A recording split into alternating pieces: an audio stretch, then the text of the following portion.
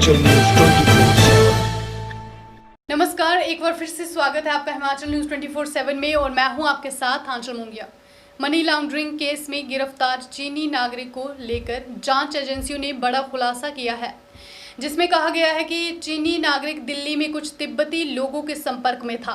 उसने दलाई लामा और उनके सहयोगियों के बारे में जानकारी जुटाने के लिए कथित तौर पर रिश्वत भी दी थी, जिसकी तिब्बत निर्वासित सरकार ने निंदा करते हुए ऐसी घटना को दुर्भाग्यपूर्ण करार दिया है।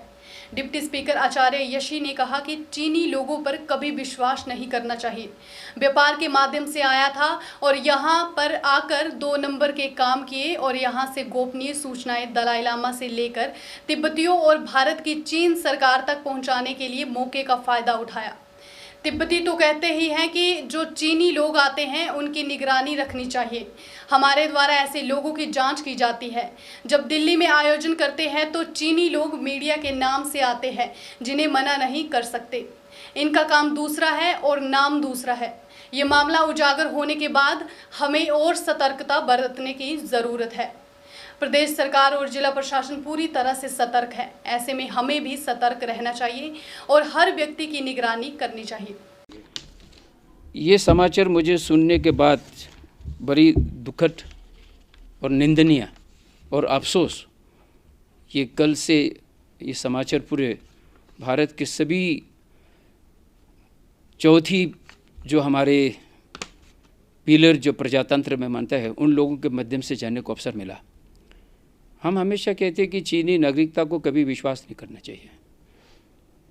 व्यापार के माध्यम से आया और यहाँ इन्होंने दो नंबर के काम किया और ये भी यहाँ से सभी गोपनीय के गुप्त के माध्यम से परम पूज्य दलाई लामा जी से लेकर सभी तिब्बती और भारत के भी कई चीज़ जो गोपनीयता जो है वो वहाँ मेन चाइना सरकार तक पहुँचने का ये इन्होंने मौका का फ़ायदा उठाया। लेकिन जैसे भी जो भी करेंगे वो कभी अपने आप में छूट नहीं सकता है। तो सही समय पर पकड़ गया है और सही वक्त पर पकड़ गया है। और हम तिब्बतवासी तो हमेशा कहते हैं कि चीन के नागरिकता जो अनेक प्रकार से जो आते हैं उनको निगरानी रखना चाहिए और हम तो हमेशा सतर्क है, निगरानी पर रखते हैं। एकदम पैसे के लालच में एकदम इनको हाथ पांव हम नहीं मिलते हैं, जांच करते हैं लोगों के माध्यम से, तब फिर नज़दीक रखने को होता है। तो इसलिए इसको सरकार के माध्यम से और भविष्य में बहुत ही एक ऐसा अलर्ट में रहना चाहिए, क्योंकि हमें तो बहुत अनुभव है। जब हम दिल्ली में आयोजन करते हैं कार्यक्रम हमारे तिब्बत समर्थक और हम तिब्बत की ओर से, तो उन लोगों के लोग मीडिया के नाम से आते हैं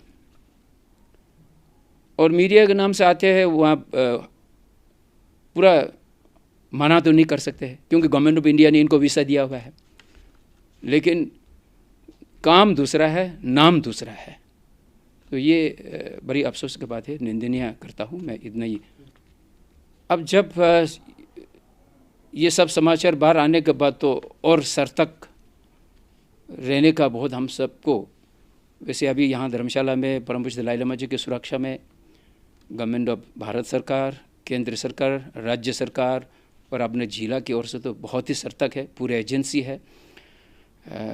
ये अभी तक तो ऐसा घटना हुआ नहीं, लेकिन कभी काल हो सकता है। आज ये नहीं गिरफ्तार किया हुआ तो, और आज हम लोगों का जो भी गतिविधि ये सब इसके माध्यम से कहाँ पहुंचा होगा। और केवल तिब्बत के संघर्ष के नहीं, परंतु भारत के कितनी खूबियाँ के जो हम नहीं जानते वो उसने कहाँ से कहाँ पहुंचा होगा।